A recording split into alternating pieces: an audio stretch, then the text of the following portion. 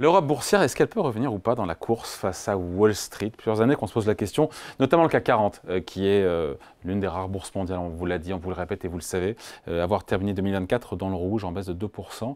Mais ça rebondit légèrement depuis maintenant quelques jours. Bonjour Thibault. Bonjour David. Thibault Prébet, directeur général adjoint de la financière Arbevel. Ça fait des années que le CAC 40, et même les bourses européennes, on peut le dire au sens large, sous-performent les États-Unis. On pourrait se croiser tous les ans, heureusement c'est un peu plus souvent, on se dirait la même chose.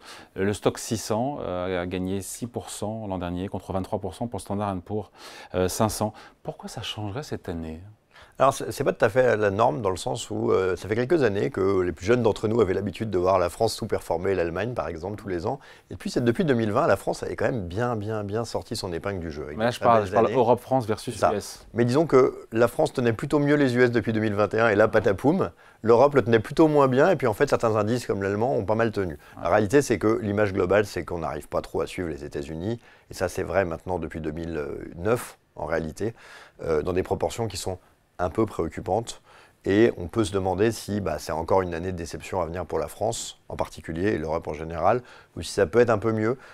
Moi j'aurais tendance à dire que ça peut être un peu mieux cette année. Parce que quand on écoute les analystes de marché qui ont tendance à prolonger les traits, évidemment, il y a peu de chances que ce rattrapage se produise. C'est vrai qu'il n'y a pas beaucoup d'arguments qui plaident dans ce sens, ne serait-ce que 1% de croissance, même pas en zone euro d'un côté, 2,5 à 3 aux États-Unis, rien que ça déjà.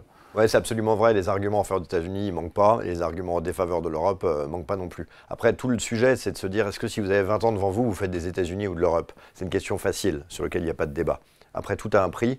On sort d'un élément assez euphorique aux États-Unis, d'un élément très noir sur l'Europe et sur la France en particulier. Donc l'idée qu'il y a un sentiment un peu excessif qui peut se corriger est quelque chose qui paraît assez clair. Maintenant, si vous me demandez pour l'argent bloqué 20 ans, où je mets l'argent, c'est les États-Unis, c'est évident. Maintenant, il y a des sociétés qui se payent extrêmement cher aux États-Unis. D'autres qui ne se payent rien en Europe. Et il y a beaucoup de facteurs conjoncturels très défavorables sur l'Europe qui vont un peu se retourner. Donc l'idée qu'on peut avoir une amélioration, si vous regardez déjà, il y a plusieurs éléments. La France, les bourses françaises, elles dépendent de quoi? Elles dépendent de la France, de l'Europe, des États-Unis et de la Chine, pour faire simple. La partie française, c'est la politique. On est passé sur une crise politique majeure. On est en train de s'y habituer. C'est-à-dire qu'on voit bien que c'est pareil en Allemagne, que l'Italie, les Pays-Bas, l'Angleterre, c'est pas merveilleux non plus. Donc cette forme de coalition qui doit trouver sa stabilité, et c'est un chemin que tous les autres pays européens ont fait avant nous, c'est un chemin qui est connu et qui va fonctionner. Donc on va arriver quand même à une stabilité politique qui va rassurer les marchés. Le deuxième point qui est plus européen, c'est qu'on a une économie européenne qui est une économie qui est relativement industrielle, qui n'est pas faite pour tourner avec des taux monétaires à 4,5. On a déjà beaucoup baissé, mais ces baisses n'ont pas encore eu le temps de faire de l'effet. Ça va continuer en début d'année. L'épargne monétaire, livret, va devenir de moins en moins attractive, ce qui va pousser les gens à redépenser, à consommer. Donc on peut être quand même assez confiant sur le fait que le cycle, qui n'a pas été top, parce qu'on a monté les taux de manière importante, parce qu'on était en retard, devrait être plus favorable pour le consommateur européen. Troisième point, la Chine. La France, c'est aussi beaucoup le luxe. Ouais. Le luxe a souffert. Alors attention, quand on dit que le luxe a souffert, c'est pas tellement vrai. Là, on est dans ce qu'on appelle l'effet de base, qu'on a besoin de regarder. C'est-à-dire que quand vous regardez le luxe, ça fait ça. Et en fait, ça a fait ça, mais ça a même presque fait ça en 21, 22, 23. C'est-à-dire que ça a été tellement bon que 2024, c'était des bases de comparaison hyper dures sur une période un peu calme. Donc ça a été plutôt à l'équilibre, un peu mieux pour Hermès, un peu moins bien pour Kering. Et l'idée que maintenant, à contrario, on va avoir des bases de comparaison plus faciles.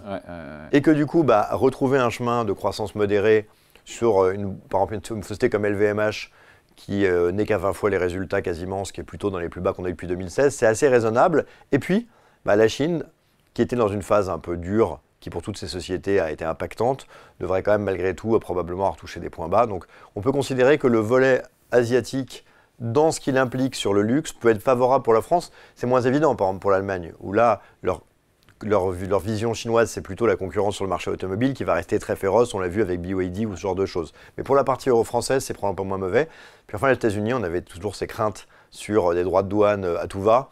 On a des discours un petit peu plus nuancés depuis le début de l'année, alors qu'ils sont assez contradictoires de jour en jour. C'est le style Trump, il va falloir qu'on s'habitue. Alors, ça fait beaucoup d'actualités à commenter, c'est favorable, mais c'est aussi un peu un gigantesque bazar. Mais peut-être l'idée que le droit de douane, ils sont quand même pas un sujet hyper consensuel, même si les acteurs américains et les chefs d'entreprise vont être aussi clairs et violentes que ce qui était prévu. Donc voilà, pas mal de terreaux qui sont probablement moins défavorables qu'en 2024, sans s'emballer.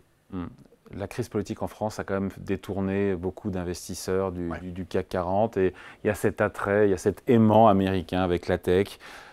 pourquoi ça changera encore une fois cette année? Est-ce qu'on peut tabler sur un vrai rebond Ouais, ce qui est du compliqué. CAC 40 cette année? Quel serait le facteur déclencheur pour qu'il y ait des flux acheteurs sur l'indice parisien? Absolument. Alors, il y a deux choses. Déjà, les gens sont moutonniers. Donc, si les États-Unis commencent à un peu moins monter, les gens reviendront. Et si ça stabilise en France, ben là, tous les acteurs du M&A, les fonds de private equity, etc., pourront recommencer, comme ils le faisaient jusqu'à la mi-2024, à acheter des sociétés à tout va, ce qui va recréer un intérêt. Maintenant, il ne faut pas se mentir, les États-Unis, c'est aussi une hausse qui a été très forte. Je veux dire, vous prenez l'exemple de Tesla, c'est quand même une progression monstrueuse sur un côté opérationnel de la société qui n'a pas fait une bonne année en 2024. Donc on a pris de l'avance. On a un Nasdaq qui a pris 30, mais en réalité, au-delà d'NVIDIA, il n'y a pas de société américaine qui ont connu des croissances aussi violentes. Donc le marché américain, il a aussi pris de l'avance. L'idée qu'à un moment, les gens puissent chercher un autre cheval parce qu'on ne peut pas faire 30 par an sur des sociétés qui croissent de 10, c'est aussi une réalité. Donc nous, on reste très favorable sur le long terme à la partie américaine, mais l'idée que le mouvement de laissons tomber l'Europe allant vers les États-Unis est peut-être un peu surjoué, ça paraît assez réaliste. Ce qui est sûr, c'est qu'on s'habitue à tout. En Italie, le dernier gouvernement sans coalition, c'était 2009, c'était Berlusconi 4. Maintenant, ils sont habitués à ces coalitions, ça marche mieux, on est passé par, vous vous souvenez, des coalitions de Draghi où il y avait quasiment tous les partis du pays dans la coalition. En Allemagne, on a l'habitude, puisque Merkel a tenu presque 2 décennies avec des coalitions. En France, on n'a pas l'habitude, mais on va s'y faire. C'est pareil en Espagne, c'est pareil aux Pays-Bas. On va s'habituer, comme tous les pays, sauf en fait les États-Unis et le Royaume-Uni, qui restent des pays assez à bipartis. Et donc, on va s'y habituer et les investisseurs vont s'y faire. Mais c'est vrai que ce sujet du déficit qui a été amplement commenté précédemment, qui est trop élevé en France, ce sujet de l'instabilité politique, quand on veut créer une usine, si vous voulez vous installer en France, vous ne savez pas quelle loi il y a en 3 mois, vous dites je vais attendre. Vous voulez acheter une société, vous ne savez pas comment elle est taxée dans 3 mois, vous allez attendre. Donc cette idée qu'il faut un peu plus de visibilité pour que les investisseurs reviennent, c'est clair. Et toute la difficulté de notre métier, c'est l'anticipation. C'est-à-dire que le discours le plus logique serait de dire il est vraisemblable que le second semestre sera beaucoup plus favorable à la France, le temps qu'on ait vu cette stabilisation de tous ces niveaux et des baisses de taux. Après, parfois, le marché l'anticipe et du coup, ça vient avant. On l'a vu par exemple avec l'élection de Trump, où le meilleur mois a été avant l'élection plutôt qu'après. Donc un CAC 40 qui prend 5 ou 10% cette année, c'est pas du rêve? Non, pas du tout. Et puis encore une fois, je vous rappelle que quand vous faites des modèles de valorisation des sociétés, vous êtes analyste, le coût du capital, on l'évalue généralement autour des 10%. Donc, quelle est la décote aujourd'hui, la décote du marché boursier français et les niveaux de valorisation? Alors, ce qui est très parce que ce qui est dingue, c'est que ce qui est très cher aux États-Unis, tout le monde en veut, et le marché français, qui est un des marchés boursiers les moins chers du monde avec la Chine, personne n'en veut. Alors, la Chine est beaucoup moins chère. Toute la difficulté, si vous voulez, et c'est là où 2023 avait fait un peu de mal et 2024 a fait beaucoup de bien aux États-Unis, c'est qu'à un moment donné, on se disait qu'il n'y a plus tellement de croissance aux États-Unis. Principalement parce que, et c'est là qu'on va faire un parallèle, quand le dollar est monté jusqu'à 0,95, tous les profits dans les autres zones sont devenus plus faibles en dollars.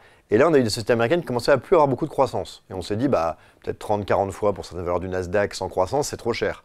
Et puis là, le dollar avait un peu rebaissé, donc les profits sont revenus. On a trouvé du 10, 15, 20 de croissance sur les sociétés. Et là, on se dit, bon, je ne parle même pas d'NVIDIA, là, en fait, c'est pas cher. La réalité, c'est que là, on a un dollar qui remonte encore, donc il faudra voir un peu quelle croissance est faite. Mais l'idée que la France, ça peut valoir entre 12 et 16 en fonction du niveau de croissance des sociétés et que les États-Unis peuvent valoir aujourd'hui sur le niveau de valorisation. Et que les États-Unis peuvent valoir plus de 20, si eux gardent une croissance durable, c'est quelque chose qui est raisonnable. Mais on sort d'une année quand même où ce qui a inquiété, c'est pas tant le niveau de valo, c'est la dynamique. On avait démarré l'année en disant que les petites valeurs européennes et françaises elles feraient 10 de croissance des résultats. Finalement, on a eu une baisse. Donc en fait, la question, c'est pas tellement de savoir quel est le prix, c'est de savoir est-ce que on va retrouver de la croissance en Europe, ce qui, à mon avis, une fois qu'on aura des taux plus conformes à la typologie de l'économie française et européenne, est réaliste. Quels que soient les budgets, quels que soient les déficits, quels que soient les taux souverains à 10 ans. Je crois que le budget, c'est quand même un sujet assez obligataire. C'est-à-dire que pour les entreprises, évidemment, il y a de la fiscalité, mais vous le disiez vous-même, la fiscalité, c'est sur la part qui est faite en France. Donc si vous augmentez de 10% les impôts d'une société qui fait 20% en France, ça fait plus 2. C'est un sujet, mais ce n'est pas tout ça qui fait le marché. Par contre, la crédibilité et les flux, c'est autre chose. Donc en fait, il faut différencier deux sujets. Il faut différencier comment vous valorisez une société. Et là, la dette, le déficit, la crédibilité est un sujet. Et votre deuxième point qui est comment vous évaluez ou comment est-ce que les profits peuvent revenir. Et là, l'urgence, c'est de baisser les taux. Mais si vous prenez l'Allemagne, qui est une zone qui depuis très longtemps a une crédibilité qui est beaucoup plus forte que la France, qui n'a pas de problème budgétaire, on ne peut pas dire que les marchés soient très bien valorisés. Donc on a en réalité aujourd'hui quand même ce besoin de retrouver de la croissance en Europe qui est ce qui manque boursièrement et vous avez le parallèle qui manque aussi en Chine. Et donc à la question, et on se quitte là-dessus, un CAC 40 à 8000 points ou plus, oui, à condition que... Oui, à condition qu'on arrive à stabiliser le gouvernement et que la Banque centrale continue à baisser ses taux, ce qui est l'hypothèse la plus facile des deux. Bon, ok, voilà. Et ben, on en reparlera dans quelques mois. Et on se reverra avant, évidemment. Thibaut Prébet, directeur général adjoint de la financière Arbevel. Merci. Et bonne année, tous mes voeux, évidemment. Tous mes voeux à tous les auditeurs et téléspectateurs.